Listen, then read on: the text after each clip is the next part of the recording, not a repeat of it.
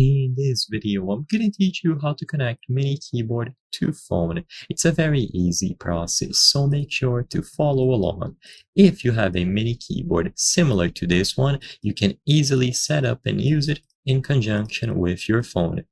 To do this, you will not be able to use Bluetooth. So most of these mini keyboards, like the one that I'm showcasing here, do not feature Bluetooth. Of course, if yours does, then that is going to be the recommended connection method, and I would highly suggest that you connect it that way. But if it doesn't have Bluetooth, it is most likely going to be connected using a USB dongle instead. So this is where it gets a little bit annoying, but still doable.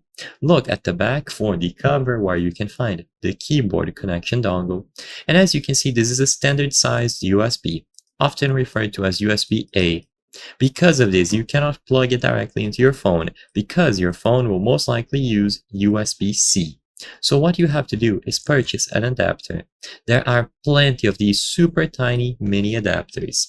They will go into the USB-C port of your phone where you charge it, and they will convert it into USB-A, or a standard sized USB port, which essentially allows you to plug the dongle from the mini keyboard into your phone. So all that you have to do is find some sort of adapter that allows you to use this keyboard dongle in conjunction with your phone.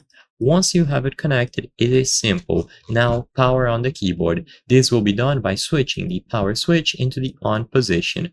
So look for the power switch, usually at the top next to this port.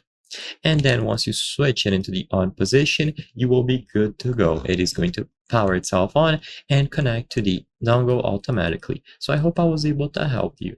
If this video helped you, consider subscribing. As you can see, according to our channel metrics, 83% of the people watching our videos are not subscribed.